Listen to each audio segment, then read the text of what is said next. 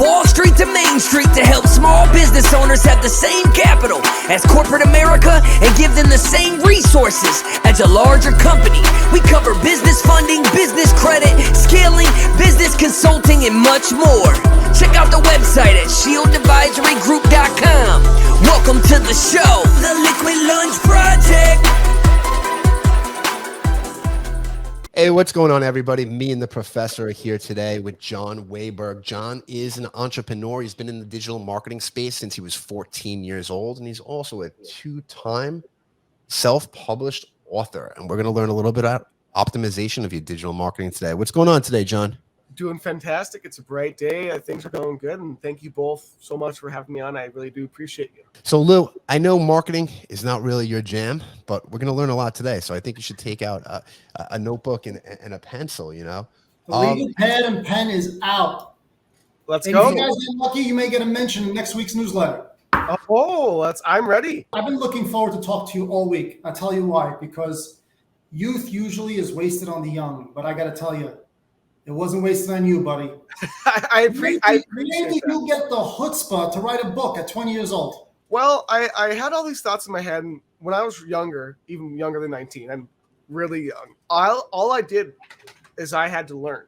Because if I didn't learn because of my age, everyone in business giving me zero kudos, gives me zero respect, zero attention, because I'm just some young kid. So I had to spend endless amounts of time learning so I could become so skillful in thought and communication that then I would be taken seriously. So one was a huge influence was my dad. Entirely my parents raised very well. Thankful for that. And then because I was learning so much, I just felt like I needed to put my thoughts into the world. So I created kind of 19 lessons. That's the name of the book. 19 lessons I've learned from watching other people fail and succeed, and some of my own. Of course, I still have a long way to go through life. And there's Jon, do you have any siblings? 3 siblings, 3 brothers. There must have been a lot of love in that household, man, because you came out of the womb with so much confidence. Thank you. I appreciate that. Yeah, we were raised really good. We were impoverished for much of my younger life. At one point, we were living in someone else's basement in welfare apartments. Cars were taken away, all that stuff. And we transitioned out of it. But yeah, that's the only thing I'm really thankful for that I think was my golden nugget I got out of life, that life blessed me with, was really good parents. We were raised right. They made sure we worked hard, manual labor, be ethical, do good stuff, be a good person. I love that, man. I love your story so much, and it resonates a lot with me because when I first started working on Wall Street, I was 19 years old, right? So at 19 years old, I couldn't really go out and meet people and have them take me seriously. The majority of my business was done over the phone, and that's what happens when you do stuff at home, right? Somebody's at the front door. Well, anyway, so when I can remember the first time that I was asking somebody to send me $1 million for a stock over the phone. I was a nervous wreck. I'm like, there's no way this guy's going to send. You're sweating. You're like, yep. No, like he's full of shit. He asks me that once a week. Oh, listen, it's second nature now. But anyway, back to my story now. Damn it. Anyway, so I remember asking for $1 million. My senior broker at the time was like, just ask for the order. I'm like, there's no way this guy's going to send a 20-year-old kid $1 million. Mm-hmm. He didn't send me $1 million, but we settled that $550,000 on the first. That's not too bad. That's not too bad. From that point on, my confidence shot up like a skyrocket, right? So I'm assuming when you got your first big win, you got some credibility, right? That you can prove to yourself. That's when you went all in. For sure. Yeah, that's my first big win. And actually what kind of changed things for me was, again, where I come from, you know, the biggest house is probably worth $500,000. You know, really small town. There's not much going on. No one really accomplishes anything other than Kevin McHale. We got Kevin McHale and Prince. That's about it.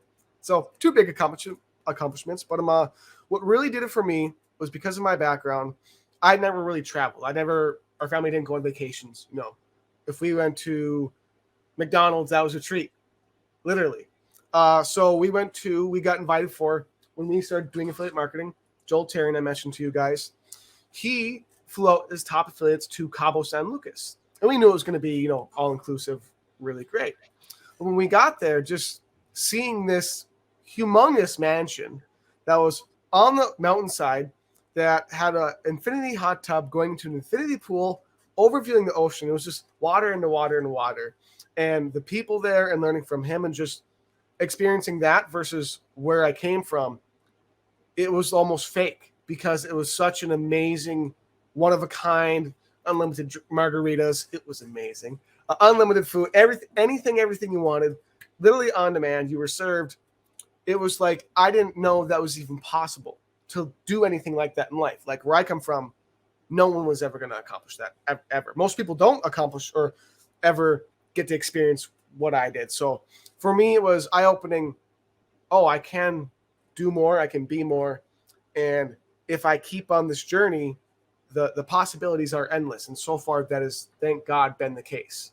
So, Jon, let me ask you something. Coming from Wall Street, right? I actually, I never went to college either, right? Mm-hmm. So you didn't go either. So it was on the job training, right? And I learned about different industries and a lot of different things. But I'll tell you, I did not learn about affiliate marketing probably until 3 or 4 years ago. And I'm sure a lot of people listening right now don't even know what affiliate marketing is. So can you break that down for them a little bit? Yeah. So really, affiliate marketing is simply, and Walmart does it now. Amazon obviously does it now. It's huge. It's starting to grow in popularity. It's where you promote someone else's products and services in exchange for a % commission. So if I say, for example, this company that I promote for, Now Lifestyle, I have passive income streams from them I've built over the years.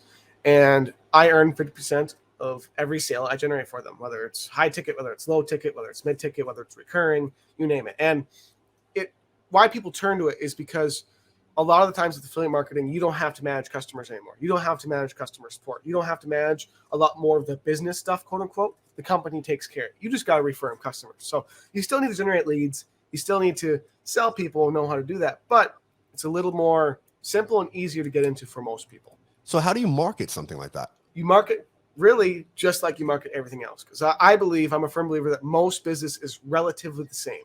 You bring people through a sales process. You have some lead generation that brings them in. You have a sales process they go through to convert them, whether it's on the phone, whether it's through an actual funnel, you name it. And of course, you have follow-up to either upsell them, downsell them, or get them to become a customer from being a lead. So it's a very similar process. It just depends on really the niche and ticket level you're working at. Of course, higher ticket, you need to have a lot more one-on-one connection. You can do sales through webinars. But again, as you guys probably know, if you guys probably do high ticket, anything above probably $1,000 to $2,000 usually needs some kind of human connection. So that's where, of course, it'll differ a little bit. But otherwise, having ads running or doing organic content to create leads, and then having sales process for people to go through a funnel and then following up with them, it's the gravy. The foundations of business is still always the gravy. That exact process is a process that we use in our business over at Shield Advisory Group, where we help people get access to credit and capital, right? And me and Luigi were just having a conversation the other day where we need to bring on some more sales teams. But I said, Luigi, we need to focus more on lead generation because in my opinion, I don't care what business you're in, the more leads you have, the more sales you will close, right? You don't need the top closer. You need the top lead generator, right? Yep. What practices and what spaces are you seeing the most leads generated from? Now, digital could be huge. There's different platforms. You got TikTok, you got LinkedIn, Facebook, my book, this book, that book. Right? At the end of the day, there's always one that's performing on the other. Do you have a favorite platform that's your go-to? YouTube, 100%, just because it will soon be the largest search engine. It's going to overcome Google because Google is obviously huge for SEO. But in YouTube Shorts, YouTube just videos, and YouTube advertising, because of their rule of you only pay for if someone watches past 30 seconds. There's so much you can do with that in advertising and with the content you produce on that platform. It's beyond incredible, which will allow you to create much more tailored ads with more specific copy and language, which is what I think is more important, because most businesses, they want every lead. Give us all the leads possible. When in reality, you don't want every lead. You want only this specific target person, because there's so much wasted ad spend on leads that are either A, cannot afford what you're offering, or B, actually have no interest. They're just, they're tire kickers, they're dabblers. They aren't really that serious in what you're promoting. So really targeted copy to make sure that you're not attracting. You want your copy to actually exclude as many people as possible, which is usually counterintuitive to what most people believe. You want to exclude every single possible non-customer. You want to generate only leads that are the most likely to become customers. Okay, so YouTube, I remember I looked into it a while ago. I've never really done any advertising on YouTube, so you piqued my interest and my curiosity here, right? YouTube, you used to have a minimum of a $50,000 spend budget to get on pre-roll. Oh, Is that still the case? it's much more free now. You can start with any budget and Okay. just roll with it. Yeah, so it's a much more open platform. Yeah, they're usually a little more restrictive when they first come out, but they're way more open now. And yeah, the potential for things to go viral on YouTube is another reason why it's such a great platform to be on. And again, video, to me, video is the highest converting form of media. So versus Facebook, Totally which you agree. can do video with, of course, and other platforms, you can do video. But with YouTube, it's primarily video, and they're already watching video. So the transition is not too far of a step away. So, Luigi is a pencil and paper guy, like we discussed earlier, right? He likes to actually sit down and physically read something. So I think you need to be on multiple platforms, more omnipresent. Oh, So I agree. it's always about keeping, you got to grab somebody's attention first, and we got to keep their attention, then we got to direct their attention. So no matter what platform you're creating content for, in this case, it would be YouTube, right? We want to grab their attention with the video, right? Mm-hmm. And then where do you send them? To a landing page, to an opt-in page at that point? 100% always to some kind of page that will gather their lead information. You have to get an email because follow-up is responsible for, which is why most businesses don't do as well as they could because they don't follow up. Follow-up is responsible for, I believe it's like 97 or 90% of all sales that are generated. The golden key that most businesses don't do through email, through texting, through calling, you name it. Like the average salesperson, I think, follows up 2 times. And it takes between like 7 and 20 contacts to actually close someone. So definitely send them to a lead page, some lead capture page. There's different names for it, landing page, etc. As long as you get the name and the email, preferably also phone number, depending on what your goal is. And then, of course, you need to run them through an actual sales process, either a bridge page that goes to a sales page that goes to a checkout cart, or a sales page that goes to a checkout cart. And of course, you need to upsell them, you need to downsell them, you need to make sure you are capturing as much money per customer as possible because the lifetime value of a customer, if you can increase that, increase customer retention, you can hire better employees. You're going to see more profit for yourself, for the business itself. You can generate more leads. The results of producing more ROI, the what's the word for it? The exponential results that can come from that is fantastic. So what's the rule of thumb, right? So what's the number? 2,000, 2,500 and below, you can go straight to a video sales letter and then just a checkout page. And then anything above that, you need to have that human element involved. Human element involved, preferably sales calls, especially everyone's used to Zoom now. Almost everyone is literally on Zoom, whether they're working digitally, they're doing freelancing services, business, etc. Zoom is Skype or, StreamYard, everywhere else. It is where people are used to now. And it's going to only move towards that. What people don't realize in the business and just in general in the world is we are at the beginning of the digital age. This is just the bottom of the iceberg that is going to continually move more and more and more and more digital. So Zoom is best. Sales calls, if people can do it without looking. I like face-to-face just because I think the way you can express yourself and actually show your emotions it's felt better, I think, and more well-received. So definitely recommend video. Otherwise, sales calls works good too. Do you think on the follow-up, it's worth calling on? Or are you sending emails to drip? Email drip. This is what I recommend. I just talked about this at an event I was at in Minneapolis. What I suggest for every business, you choose one form of follow-up to be your main form of follow-up. So for me, I choose email. Email is the easiest mass engagement tool that is actually the highest converting form of follow-up for most businesses. Have email or one other form. Any business can choose what they prefer to be your main form of follow-up. And you then supplement with only one other because you can do, if you have the bandwidth, you can do texting, calling, messaging, direct mail, all those things. Omnipresent marketing is the best. But if you have a limited bandwidth, only choose 2. One is supplemental. I use email. And what I do so I don't waste my time is you call those people who buy. So if it's a high enough ticket service or product, say around a few $100s, every single customer that is generated spending at least a few $100s with, you should call, you should thank, and then you potentially upsell them either in that conversation or a second one. The first one can just be introductory, thank you so much, I appreciate you, how else can I help you? Then you upsell them though to another product and service, usually around between $2,000 to $10,000 or more, depending on what your audience is. So one main email follow-up process is best, and regardless of the business, email should be a staple, and then supplement with one other. You will do just fine. So let me ask you this. Let's dive into some real world issues that happens when you're following up with email, right? Mm-hmm. You get blacklisted. You go to spam. Your domain's gone. What steps can you take to ensure that doesn't happen, and how can you fix it if it does? Number one, I think the reason why most of that stuff happens is because so many businesses are focused on promo deals, discounts, sell. They don't give actually any tangible value. There's three things that you should do with email that most businesses almost never do. You need to educate, entertain, and entice. Most companies just entice. They just have deals. They just have discounts. Here's another promo code. Here's my 10th promo code. Let's shove it down the customer's throats. Hope they buy. One, that dissuades and really makes the customer or lead reject you because they're sick of just being pitched to, and it just doesn't convert. So what works better is you educate, meaning you give how-to videos, you give walkthroughs of the product and service, you shoot, and you can do entertaining as well through music videos. There's a guy named Chris Record, amazing affiliate marketer. Every affiliate offer he promotes, he makes a music video for. It works fantastically, it converts. It may seem unprofessional to some, but it works and generates millions and millions of dollars. You can do all types of different things, and that's what you should do in follow-up is maybe 20% of it should be pitching, selling deals, actually pushing really hard, versus the other remaining 80% needs to be completely value-driven, showing the customer you actually care about them.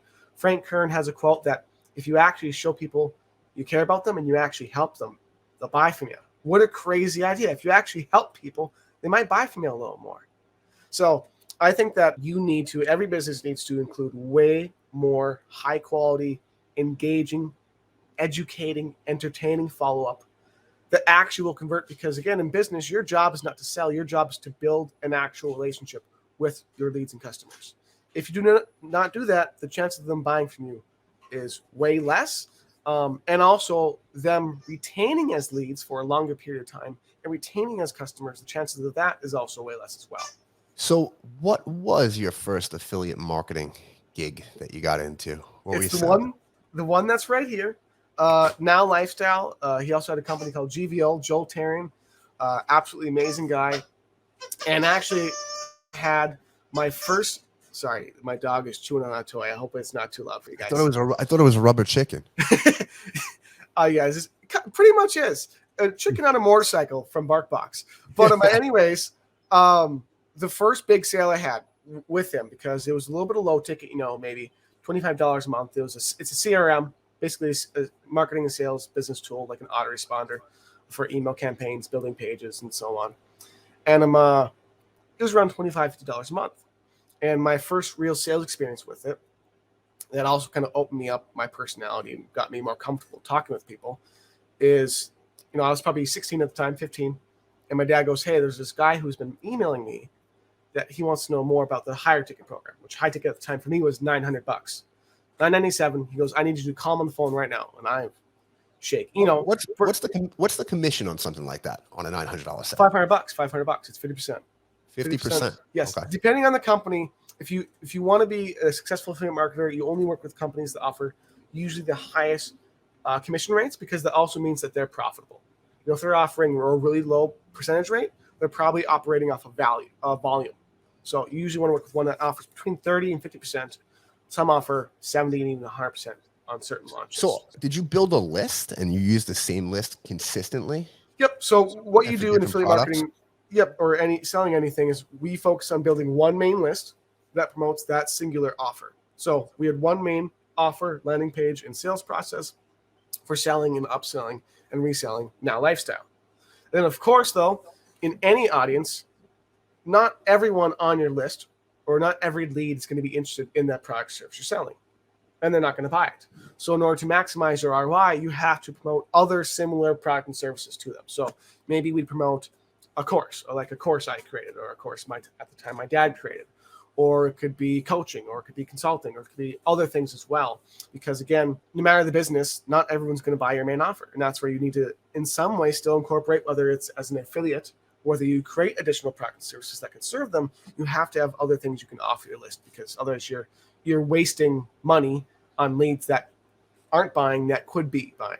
So as the affiliate though, are you actually doing the sales calls, or are you just doing low ticket offers that are going straight to checkout? Because that means you have to have a whole team involved as well. Right. Mostly, for most affiliate offers, you don't get all of the leads information once they purchase, which is unfortunate, because then you're right. You can't really do sales and upsell them and actually do what you're supposed to do to keep making them pay you as what they're supposed to or what they can. And of course, serving them. So fortunately with Now Lifestyle, when they purchase, you got in your back office every single piece of information they gathered about the lead. So then we could call up every single customer we generate at the lower ticket level and upsell them, or at least just build a relationship with the customer. So later on down the line, I've had people buy from me 10 years later, or 5 years later, 6 years later, because you build a strong enough relationship through following up in a genuine way. People will actually like you. And if they actually like you, they'll buy from you later on. So, but if you're switching products and you're switching different things, are you setting up different companies to run these offers so you don't look like a jack of all trades and you're actually an expert inside of a niche? Right. So heavily, again, it's more heavily focusing on the one product and service. And then if you can do it properly, you can segment to kind of make sure you're not just promoting things all over the place, because that's what most affiliates do, is you segment your list who are not buyers. So I take a look at all the leads who haven't bought Now Lifestyle, say in the past 5 months, 6 months. They obviously aren't interested. If I followed up from every way, every direction, every perspective possible, every deal, every discount, I've used educating, entertaining content, they aren't buying. They probably want something else or something similar, because this doesn't quite fit their needs. So that's when you segment them, most CRMs can do this, to another area of follow-up where they get a different offer, one other main offer. So it would be maybe a course. All these people have not bought in 6 months. They need to be put into a different list, followed up in a different way, because they obviously want something else. They don't want this main product service, and they're not going to buy it if they see it for the 10th, 100th time. That 10th, 100th time, most likely, the 11th, 100th time is not going to get them. So that's when you need to use segmentation and make sure you're managing how you're following up the leads properly. John, from small town, mining town in Minnesota to marketing, CEO, and expert, what's the next step in your career? You're a young buck now, but what's in the short-term future? The next step, I like that question a lot. The next step is actually building what I would call my exit company, or my proposed exit company. So doing what I've done, I realized that I need to build something that's capable of scale, like actual scale, like 8 to 9 figures. So that's something that I'm building. I have so I don't know if you guys are familiar with Salesforce. Salesforce is basically the world's number one. They're worth $3 billion. No big deal. CRM in the world. So what they do is any business can use them to basically, if you want affiliate software, if you want to email your list, you want to build pages, you want to do anything that a marketing tool could do, they do it. What I noticed in the marketplace that I believe I have not seen is there really is no all-in-one place that any business or single entrepreneur can look at to learn how to do sales, marketing, lead generation, content creation, videography, everything they need to run their business properly. Who does a business send their sales team to be trained? Who does a agency send their advertising to be trained? There really is no one place that does everything. You have Udemy. Udemy is garbage, though, in my opinion. The depth of education there is really minimal. So I decided I want to create the all-in-one training platform for employees and entrepreneurs, where you will be able to learn literally everything from beginner to an absolute mastery level. Well, the problem with it is I have to record around 700 hours of content. So wish me luck on that journey, because it's going to be a long one. John, before the one eponymous product, which I will not mention, but there used to be an adage up until 15 years ago that whenever a product or service does everything, it does nothing well. Right. But one product changed the industry for that saying, and it was the smartphone. That was the first product that did everything, but did everything well. Thus, Matt, when was the last time you bought a Canon camera? A couple weeks ago, actually. Did you really? on Amazon, yeah. He must have gone bird watching again. He's something. I got mine back there too, but it says something different. No, and I get what your angle is, and that's the thing I've been facing is I can either decide to sell it as the all-in-one place where every business can go to learn how to scale and optimize and grow every part of their business. Or I have the option of possibly promoting individual courses or individual aspects of it. And then the bonus would be you get as well all this other material you can use as your business grows. Because that is the thing I'm still thinking about right now as I'm creating it is, do I go all in one? Because I think it would be, like you're saying, it could be an absolute hit if I do it right. John, use Salesforce as your model. The reason Salesforce is so popular is because these massive firms, Fortune 500 companies, are able to eliminate entire communication and marketing arms by using one platform. So if you can tell a small business, hey, you can get rid of 1.5 salaries and just pay a monthly subscription, you're golden. I agree, and that's what I'm leaning towards. I've had many people tell me the opposite, though. We'll just sell and focus one course. But I'm like, well, I don't think if I give an overwhelming amount of value, and it's just, some of the things I'm not going to use, but it's just optional additional value, that's just going to be optional additional value. It's not going to hurt. And I think that you're right that just to me, it sounds better if I was looking to optimize and do sales and really become even better at sales than I am. And I found, say, Frank Kern's course on sales. If instead he said, well, I can teach you sales, but I can also teach you how to master your email marketing, which as a business owner, you're probably doing email marketing or some other form of follow-up as well. And I taught you how to generate better quality leads and so on and so forth, all these other things. To me, that would seem way better. I'll take sales and everything else as well. Why not? Yeah, you know what it is, though? As somebody who is a lifelong self-educator, right? I buy a ton of courses. I look at a lot of stuff, right? Here's the thing. And one thing I've noticed is if you give too much information out all at once, you're going to overwhelm everybody, and they're not even going to know where to start. So it has to be organized properly, right? Yep. So my plan is and like any company, when they first start out, they focus on one product first, and then they add other products to the arsenal, right? So I think it could be stepping stones where you could put out the email copy, the lead generation, and then the upsell from once they're done with that course is learn how to close these email leads. Right. Here's a short introduction. You can do that, and I've also considered doing kind of a structure because every business, there's 3 main areas they got to focus on: lead generation, their sales process, and their follow-up. From who I've worked with, those are the 3 things that they don't do at all, or they don't optimize whatsoever that need to be worked on. So there's a kind of a process you can bring them through to work on those things in order. First, you want to work on. I think you're missing one key aspect to that. I definitely agree with the 3, right? So there's lead generation, sales, follow-up. But here's what everybody misses. Everybody wants to sell. Fulfillment, man. Fulfillment matters at the end of the day. Yep. So everybody can buy this thing from you, right? But your churn rate's going to be huge if you're charging a monthly management, if nobody's using it, right? If you're charging a monthly fee, nobody uses it, it's going to go out the window. That means you have to have a team behind you that's following up and actually doing either live presentations and following up with the clients one-on-one. Fulfillment is huge. And I feel like every internet company forgot about that. Matt, I got a feeling John's going to figure it out. And you know how we're going to make sure he figures it out? We're going to hold him accountable. We're going to give you 12 months. In 12 months, Matt and I are going to interview on this podcast Kevin McHale. And when we ask him, where do you live? He's going to say to us, I live in the town where Jon Weberg lives. That would be sick. That would be great.